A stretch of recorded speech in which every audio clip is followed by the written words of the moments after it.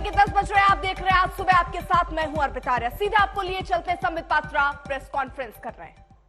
कल जिस प्रकार से शाम को जब यंग इंडिया लिमिटेड, यह जो एक कंपनी है जिसकी 76% के स्टेक होल्डर या डायरेक्टर कहिए, ओनर कहिए, मालिक कहिए, सोनिया गांधी और राहुल गांधी है।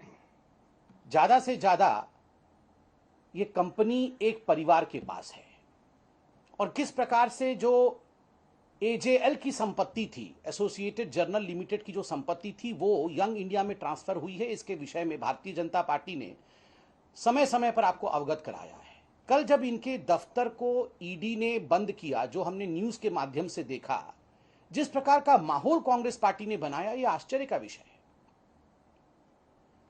आप सब मीडिया वाले यहां बैठे हैं, कल आपके रिपोर्टर्स वहां मौजूद थे।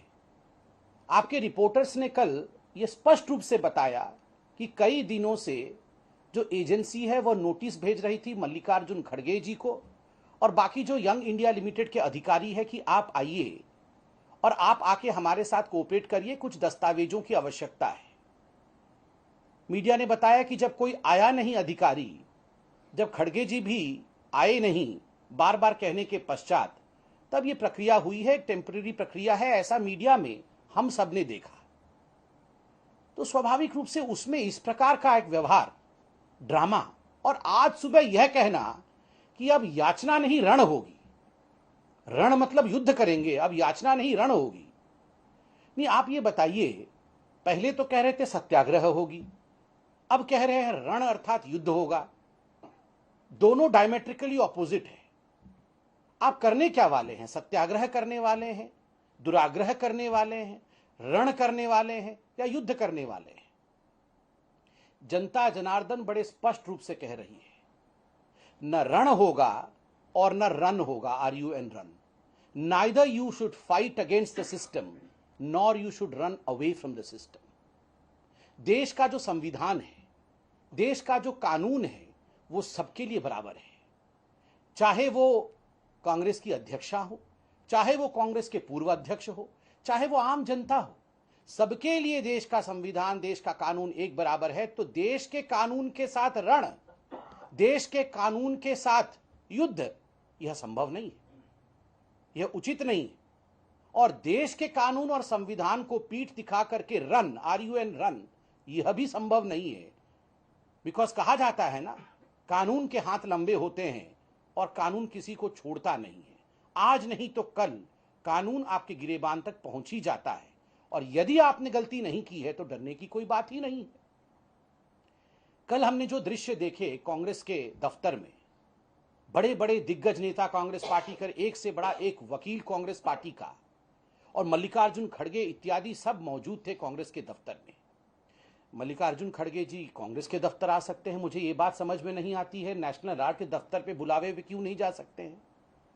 और आप सोचिए, ये वो कांग्रेस पार्टी है जिनको आतंकवादियों को भी छुड़ाना हो तो वो रात को 12 बजे कोर्ट चले जाते हैं, रात को 12 बजे जाके कोर्ट के दरवाजे को खटखटा देते हैं कि सुनिए हमारी गुहार को सुनिए। और इतना बड़ा विषय हो गया, उनको लगता था उनके प्रथम परिवार के ऊपर हमला हो गया और उसके बावजूद इनमें से जितने वकील मौजूद थे उन्होंने प्रेस कॉन्फ्रेंस करना पसंद किया, डिबेट करना पसंद किया, एक भी व्यक्ति कोर्ट नहीं गया। क्यों? कोर्ट का दरवाजा क्यों नहीं खटखटाया कांग्रेस पार्टी ने? कांग्रेस पार्टी ने कोर्ट का दरवाजा इसलिए नहीं खटखटाया क्योंकि कोर्ट की ये जो प्रक्रिया है, कोर्ट जाने की जो प्रक्रिया है, उन्होंने पहले से ही पूरा किया हुआ है और उसमें बुरी तरह वो हार चुके हैं। लोअर कोर्ट से लेकर दिल्ली हाई कोर्ट और दिल्ली हाई कोर्ट से लेकर सुप्रीम कोर्ट तक कांग्रेस पार्टी जा चुकी है, इनके दिग्गज वकील जा चुके हैं। सुप्रीम कोर्ट ने स्पष्ट शब्दों में कहा, हमें इस केस में मेरिट लगता है, आपको ट्रायल फेस करना पड़ेगा, you will have to face the trial. Trial चल रहा है। इनकम टैक्स वाले केस में, अर्थात राहुल गांधी जी, मैं तो आज सवाल राहुल गांधी से पूछता हूं, Rahul Gandhi ji, if you had nothing to hide, अगर आप पाक साफ थे, आपके लोग कह रहे हैं ये तो सेक्शन 25 कंपनी है, ना इसमें कोई लेना ना कोई इसमें देना, अगर इतने पाक साफ थे तो 2010 में जो विषय सामने आया कि आपने अपने इनकम टैक्स में सच्चाई नहीं लिखी डिस्क्लोजर में, और तो और अपने इलेक्शन के एफिडेविट तक में आपने ये खुलासा नहीं किया कि आप यंग इंडिया के डायरेक्टर हैं और स्टेक होल्डर हैं। क्यों? क्या छिपाना चाहते थे आप? और ये इनकम टैक्स की नोटिस पब्लिक डोमेन में है।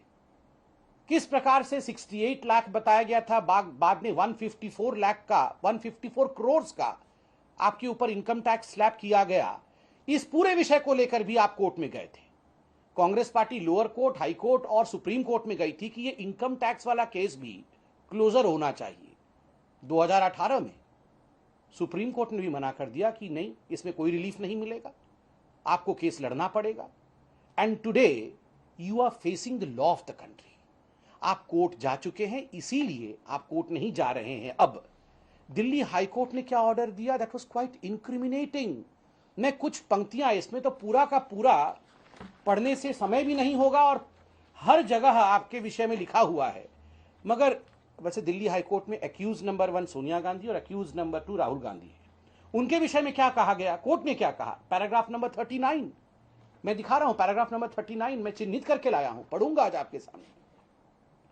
After having considered the entire case in its proper perspective, this court finds no hesitation to put it on record that the modus operandi adopted by the petitioners in taking control of Associated Journal Limited via special purpose vehicle, that is Young India, particularly when the main persons in the Congress party AJL and YI are the same, evidences as criminal intent. Whether it is cheating, criminal misappropriation, or criminal breach of trust is not required to be spelled out at this nascent stage. In any case, by no stretch of imagination, it can be said that no case of summoning the petitioners as accused in the complaint in question is made out. आप सोचिए जरा, इसमें आगे ये भी कहती है, gravity of the allegations leveled against the petitioners has a fraudulent flavor involving a national political party, and so serious imputations smacking of criminality level against politician need to be properly looked into. ये view Congress party ने दिया था। उसके जवाब में court ने ये सब कहा कि नहीं, मिस अप्रोप्रिएशन है, चीटिंग है, इसलिए समनिंग होगा। जिस प्रकार से कोर्ट ने पूरे विषय में एक्यूज नंबर 1 और एक्यूज नंबर 2 को इंप्लीकेट किया है, और उसके बाद सुप्रीम कोर्ट ने भी कहा है ट्रायल फेस करना पड़ेगा, यह विषय बड़ा गंभीर है। और मैं आपको बताना चाहूंगा, इस पूरे मामले में 2 कंप्लेनेंट जिन्होंने चिट्ठी भी लिखा था, जस्टिस काटजू और Shri Shanti Bhushan ji. Shanti Bhushan ji former law minister रहे हैं। जस्टिस काटजू और शांति भूषण जी दोनों ही स्टेक होल्डर रहे हैं नेशनल हेराल्ड में, और उन्होंने कहा कि हम शेयर होल्डर हैं, मगर इस पूरे शेयर को जब यंग इंडिया को दिया गया तो एक भी शेयर होल्डर्स की मीटिंग नहीं बुलाई गई, शेयर होल्डर्स के साथ कोई बात नहीं की गई, बिना हमारे जाने हमारे शेयर को ट्रांसफर कर दिया गया। और इस सारे शेयर, और ये शेयर का मतलब क्या होता है, शेयर का मतलब होता है ये सारी प्रॉपर्टी जो देश के मुख्य राजधानियों में हैं, भोपाल में है, लखनऊ में है, दिल्ली में बहादुर शाह जफर रोड जिसके विषय में कल बात हो रही थी, इन सारे स्थानों पे जो प्राइम प्रॉपर्टी है, जो करोड़ों करोड़ की हैं, उनको ट्रांसफर कर दिया यंग इंडिया में एक परिवार के पास। और यहां ये कह रहे याचना नहीं होगी, रण होगी। वाह, करप्शन भी करेंगे और रण भी करेंगे, दोनों तो नहीं हो सकता है। भ्रष्टाचार और रण ये नहीं हो सकता है, और भ्रष्टाचार और रन RUN ये भी नहीं हो सकता है। भ्रष्टाचार हुआ है तो पकड़े जाएंगे, भ्रष्टाचार हुआ है तो कानून के सामने आपको पेश होना ही पड़ेगा। कांग्रेस से सिर्फ इतना कहना है कि ये ड्रामा बंद करिए, अपने आप को कानून के हवाले करिए। बहुत बहुत धन्यवाद। समित मोहित फ्रॉम टाइम्स नाउ। सवाल कांग्रेस ये भी उठा रही है कि कल उनका जो है राष्ट्रव्यापी आंदोलन है महंगाई के खिलाफ, वो प्रधानमंत्री के घर का घेराव भी करना चाह रहे हैं। इसी वजह से उनके ऑफिस पे रेड पड़ी जा रही है, उनके ऑफिस के कार्यकालय के बाहर की सिक्योरिटी बढ़ाई दी जा रही है। ऐसे जो कांग्रेस के एलिगेशन सारे की सब कल का जो है राष्ट्रव्यापी विरोध को रोकने के लिए किया जा रहा है, उस पर क्या कहेंगे?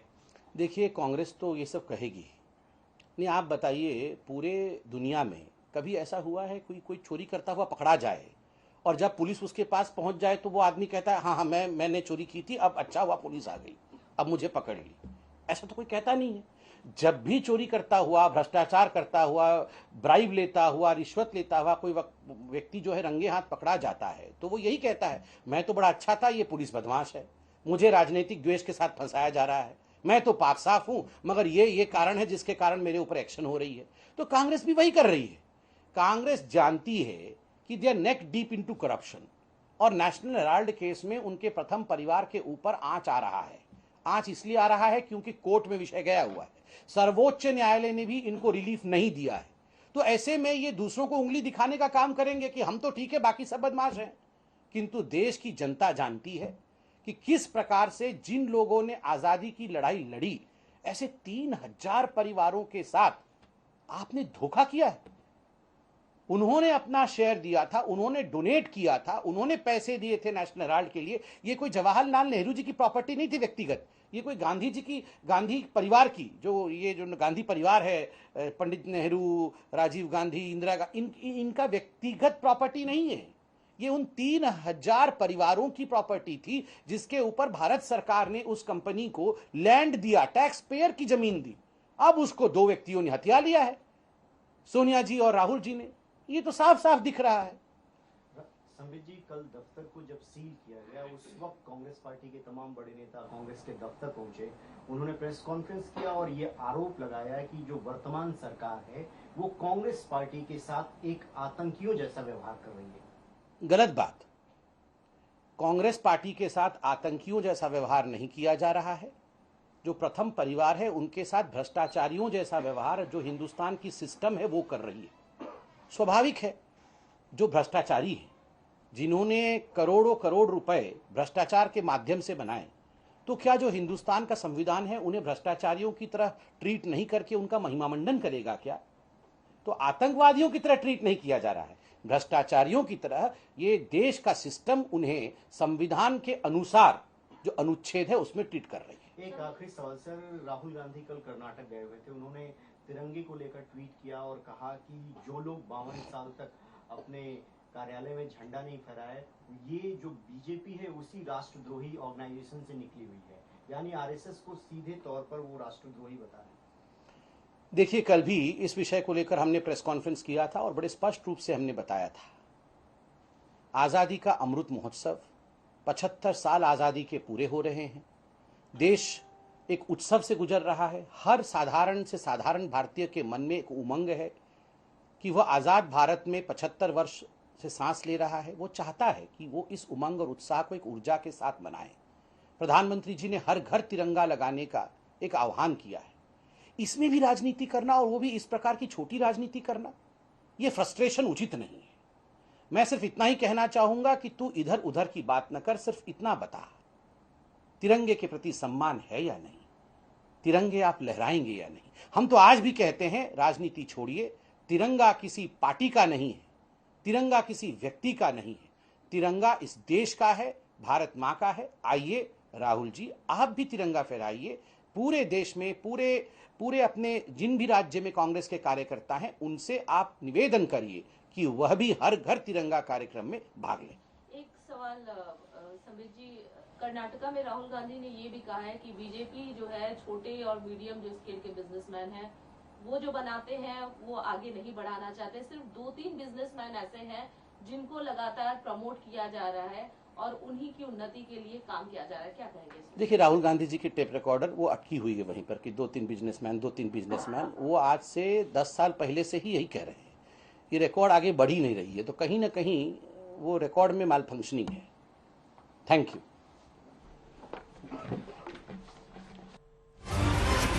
नेशनल हेराल्ड विवाद पर बीजेपी की तरफ से यह प्रेस कॉन्फ्रेंस सीधे तौर पर निशाने पर कांग्रेस को लिया गया। वो कांग्रेस जिसने ये कहा कि अब सत्याग्रह नहीं, रण छेड़ा जाएगा, तो भ्रष्टाचार और रण एक साथ नहीं हो सकता। संबित पात्रा इसका जवाब देते नजर आ रहे हैं। भ्रष्टाचार हुआ है तो पकड़े जाएंगे, रण यानी भाग भी नहीं सकते वो जिन्होंने भ्रष्टाचार किया है, इसलिए जांच में सहयोग करते रहना चाहिए। नेशनल हेराल्ड केस में कांग्रेस पर बड़ा हमला बीजेपी की तरफ से साधा गया है और ये मामला भी अब बड़ा होता जा रहा है, क्योंकि कल जिस तरीके से हलचल बढ़ी, सील किया गया वहां दफ्तर, उसके बाद से कांग्रेस ने अपना रुख बदला है और सीधे तौर पर विरोध प्रदर्शन को और तेज करने की बात भी कांग्रेस की तरफ से कही गई, जिस पर बीजेपी ने प्रेस कॉन्फ्रेंस किया और कहा कि न रण होगा न रन होगा। रन मतलब न वो भाग सकते हैं जिन्होंने भी भ्रष्टाचार किया है। तो सीधे तौर पर बीजेपी निशाने पर ले रही है कांग्रेस को और साथ ही साथ यहां पर उस विवाद का जिक्र भी संबित पात्रा की तरफ से हो गया जिसमें तिरंगा रैली में विपक्ष का कोई नेता शामिल नहीं होता है और उसके बाद ट्वीट जो किया जाता है उसमें जवाहरलाल नेहरू तिरंगा थामे नजर आ रहे हैं। तो बीजेपी का कहना है न हमारा है न तुम्हारा है, तिरंगा सबका है।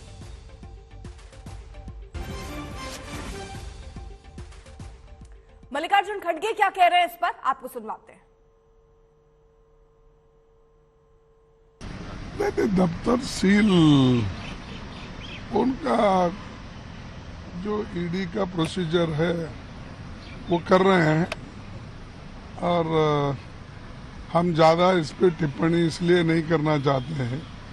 ये तो एक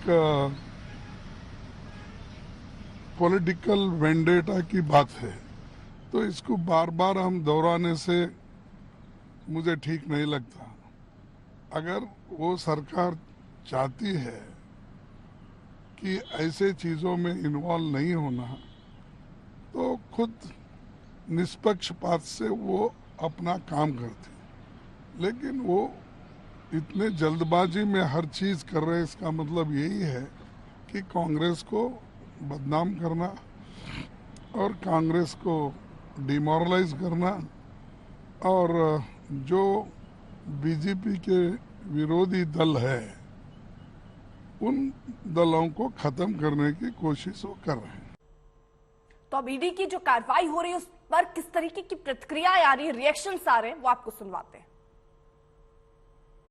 एसोसिएटेड जर्नल्स ऑफ इंडिया का प्रॉपर्टीज को एक प्राइवेट यंग इंडिया कंपनी बना करके ट्रांसफर कर दिया गया और उसका स्वामित्व 67% केवल दो लोग, श्रीमती सोनिया गांधी और राहुल गांधी का हो गया।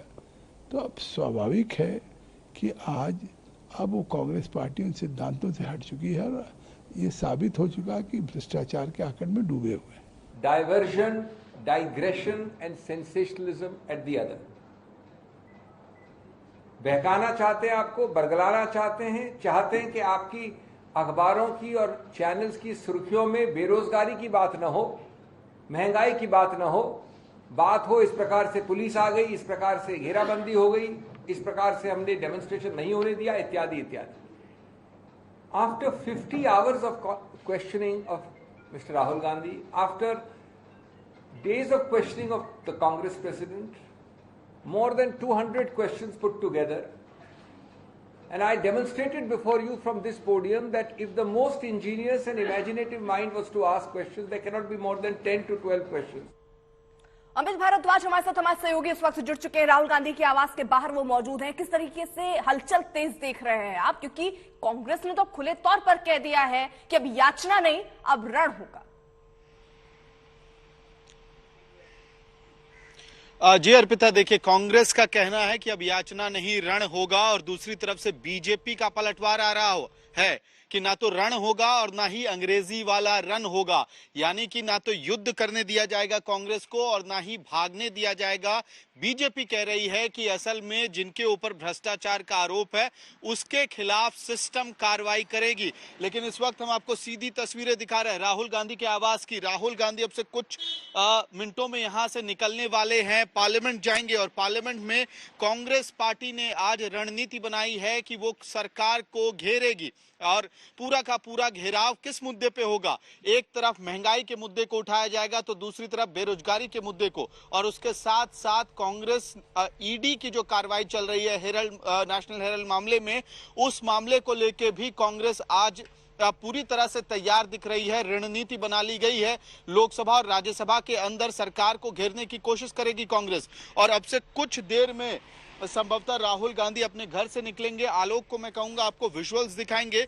ये वही सड़क है जहां पे कल बहुत जबरदस्त पुलिस की डिप्लॉयमेंट थी, चारों तरफ बैरिकेड्स लगा दिए गए थे और कांग्रेस इस बात को लेके बहुत नाखुश थी, गुस्सा थी, क्योंकि ना केवल राहुल गांधी के घर के बाहर बैरिकेडिंग हुई थी, पुलिस की डिप्लॉयमेंट हुई थी, बल्कि एआईसीसी 24 अकबर रोड पे वही हालात थे और सोनिया गांधी का घर 10 जनपद, वहां पे भी जबरदस्त पुलिस की डिप्लॉयमेंट, भारी पुलिस की डिप्लॉयमेंट थी। लेकिन आज तस्वीर थोड़ी अलग दिख रही है जी। सड़क खाली है, यानी आप दिखा रहे हैं सड़क खाली है, अभी तक कोई कार्यकर्ता ऐसा पहुंचा नहीं है, लेकिन कांग्रेस ने ये जरूर कह दिया है कि अब याचना नहीं, अब रण होगा। बात देश में छिड़े तिरंगा विवाद की। कल केंद्र सरकार के सांस्कृतिक मंत्रालय की तरफ से सांसदों की तिरंगा बाइक रैली हुई, जिसमें विपक्षी सांसदों के ना होने पर बीजेपी ने तीखी प्रतिक्रिया जताई है। आइए अब आपको दिखाते हैं कि बीजेपी ने किस तरह विपक्ष पर हमला बोला।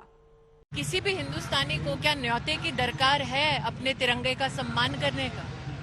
ये बात भी सही है। मुझे तो अचंभा इस बात का है कि जो प्रधानमंत्री जी बार बार कहते रहे कि आपको मैं पसंद नहीं, लेकिन राष्ट्र के प्रति आप अपनी नापसंदी जाहिर करें, ये कितना लाजमी है। तो आज आप मुझसे विपक्ष के संदर्भ में सवाल कर रहे हैं। आप हिंदुस्तानी होने के नाते सोचिए, पूछिए, क्या दरकार थी कि उन्हें विशेष आमंत्रण दिया जाए? क्या ये उनका भी एक अधिकार, साथ साथ उनका भी कर्तव्य नहीं? हर हिंदुस्तानी को की शान में वो भी जुड़े। उनके जो विवेचना है, विवेचना के ऊपर मैं छोड़ना चाहता हूं। अगर हमने इसीलिए मंच के ऊपर भी माननीय उपराष्ट्रपति को बुलाया था। उपराष्ट्रपति तो नॉन पॉलिटिकल है, तो सिर्फ उपराष्ट्रपति से हमने फ्लैग ऑफ की व्यवस्था की थी और किसी को और भारतीय मंत्री को भी हमने नहीं बुलाया था। हमने कोऑर्डिनेट किया था, सांस्कृतिक मंत्रालय उसका कार्यक्रम का आयोजक था, इसलिए हम दो मंत्री और माननीय वेंकैया जी यही थे। तो they should understand for everything we should not do politics, that is what my appeal is. बड़ी खबर इस वक्त आ रही है दिल्ली से, जहां पर आईबी ने अलर्ट जारी किया है। 15 अगस्त को लेकर आईबी ने 10 पन्नों की अपनी रिपोर्ट में इंटेलिजेंस ब्यूरो ने आतंकी संगठन लश्कर-ए-तैयबा, जैश-ए-मोहम्मद और रेडिकल ग्रुप से खतरे की जानकारी दी है। आईबी के अलर्ट में 8 जुलाई जापान के पूर्व पीएम पर हमले का जिक्र है। दिल्ली पुलिस का कहना है कि 15 अगस्त के आयोजन स्थल पर स्ट्रिक्ट एंट्री के नियम लागू किए जाए। खुफिया एजेंसी ने उदयपुर और अमरावती की घटना का जिक्र करते हुए निर्देश दिए कि भीड़भाड़ वाली जगहों पर रेडिकल ग्रुप और उनकी एक्टिविटी पर कड़ी नजर रखी जाए। रिपोर्ट तो ये भी कह रहा है कि पाक आईएसआई, जैश और लश्कर के आतंकियों को लॉजिस्टिक सपोर्ट देकर आतंकी हमले के लिए उकसा रहा है। आईबी ने रिपोर्ट के मुताबिक जो जानकारी दी है, जो खबरें सामने आ रही हैं, वो आईएसआई ने लश्कर-ए-खालसा नाम का एक नया संगठन बनाया है। इसमें अफगान फाइटर को शामिल किया गया है और ये आतंकी संगठन जम्मू कश्मीर में एक बड़े आतंकी हमले को अंजाम दे सकता है। इसलिए 15 अगस्त से पहले इस पर पैनी नजर रखी जाए।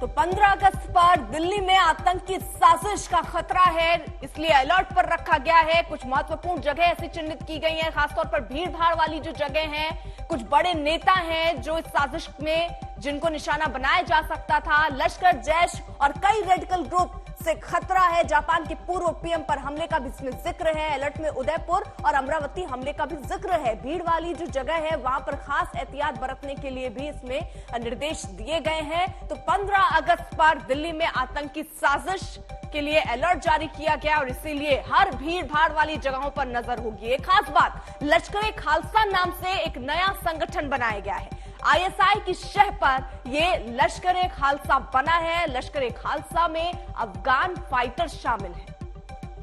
जम्मू कश्मीर में आतंकी हमले की एक नई साजिश भी ये लोग रच रहे हैं और चुन चुन कर इनको ढेर करना, इनकी सारी साजिशों को नाकाम करना, और इसीलिए हमारे सुरक्षा बल के जवान मुस्तैद है, तैनात है। भ्रष्टाचार के खिलाफ एक बहुत बड़ी दस्तक ईडी ने 12 दिन पहले बंगाल में दी, जब 2 छापेमारी में 50 करोड़ से ज्यादा कैश भर्ती घोटाले का पकड़ा गया। अर्पिता और पार्थ दोनों करोड़ों के कैश से अपना कनेक्शन नकारते हैं, इसलिए आज तक की एसआईटी यानी स्पेशल इन्वेस्टिगेशन टीम ने एक खोजी रिपोर्ट तैयार की है। I request the permission of the Honorable Governor to commence the proceeding. Ministers in charge, please. अपने ही मंत्री के करीबी के घर से करोड़ों के कैश मिलने के 10 दिन के भीतर ममता बनर्जी की सरकार ने सरकार की छवि पर उठते सवालों के बीच दागों को किनारे करने वाला एक कदम उठाया।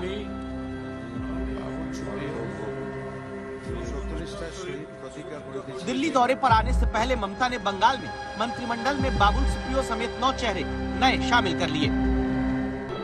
लेकिन क्या पार्थ की करीबी अर्पिता और अर्पिता के फ्लैट से मिले करोड़ों रुपए से लगता करप्शन का ये दाग छूट पाएगा?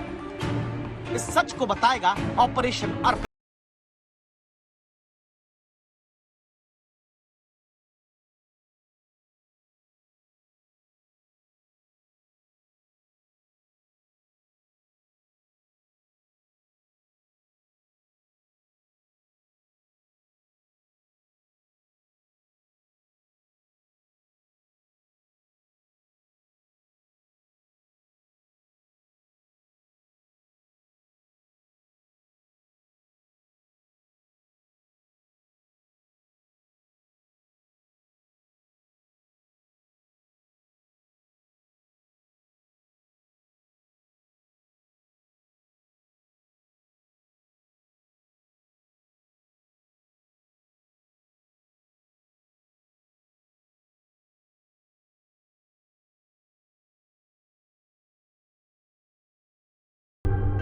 ईडी के साथ जब भी अर्पिता मुखर्जी सामने दिखती है, मीडिया के कैमरों की भीड़ में एक सवाल गूंजता है, पैसा किसका है?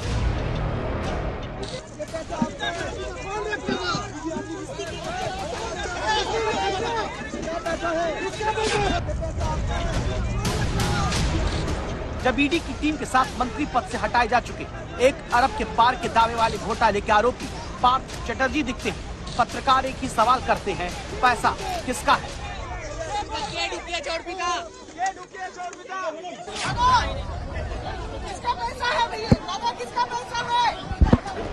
ईडी के सामने पूछताछ हो या फिर मीडिया के सवाल, अर्पिता और पार्थ दोनों का इस भ्रष्टाचार की काली कमाई पर उलझाने वाला जवाब आता है।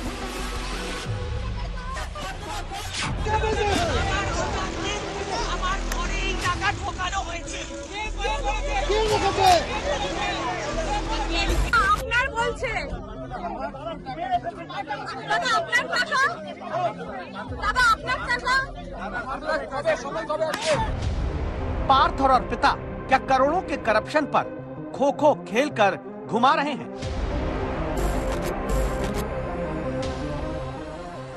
इसीलिए आज तक को ऑपरेशन अर्पिता अंजाम देना पड़ा है, जिससे पता चलेगा कागज पर कंपनियां दिखाकर क्या अर्पिता मुखर्जी और पार्थ फ्लैट से पकड़े गए इसी पैसे को आगे और घुमा देने वाले थे। 95 है ना नंबर? मैनेजर है? अगर हाँ तो कैसे? इस सवाल का जवाब आपको ऑपरेशन अर्पिता में मिले उससे पहले देख लीजिए। भ्रष्टाचार का 1 करोड़ों रुपए का छापा खाना जो अर्पिता मुखर्जी के फ्लैट से पकड़ा गया, उससे लेकर जनता में कितना गुस्सा है। इतना गुस्सा कि जब मंगलवार को अस्पताल चेकअप के लिए ईडी की टीम पार्थ चटर्जी को लेकर पहुंची तो कोलकाता में यह महिला अपनी चप्पल उतारकर पार्थ चटर्जी की तरफ फेंकती। अब इस वजह और गुस्से को सुनिए, देखिए। जूतो छुड़ा मारलेन केन? আমার পেশেন্ট অসুস্থ, আমি ওষুধ আনতে আসছি, আমাকে ছেড়ে দিন, আমি ওনাকে জুতো মারতে আসছি, জুতো মেরে আমি খালি পায়ে ঘরে যাচ্ছি। কেন জুতো মেরে দিতে জানেন? আপনারা জানেন না? হ্যাঁ, জনসাধারণের কত গরিব মানুষের টাকা নিয়ে কোটি কোটি টাকা ফ্ল্যাট কিনে রেখে দিয়েছেন, আবার বলেন কেন ওনাকে এসি গাড়ি চড়িয়ে ওনাকে গলায় দড়ি দিয়ে টানতে টানতে নিয়ে আসবেন, এসি গাড়ি চড়িয়ে হুইল চেয়ারে। पार्थ की करीबी अर्पिता के घर से निकले इन्हीं नोटों ने अब जनता को चप्पल फेंक कर मारने वाला गुस्सा दिलाया। आम आदमी के इस क्रोध की वजह है जनता के भरोसे पर नोटों की चोट पहुंचाने वाला करप्शन।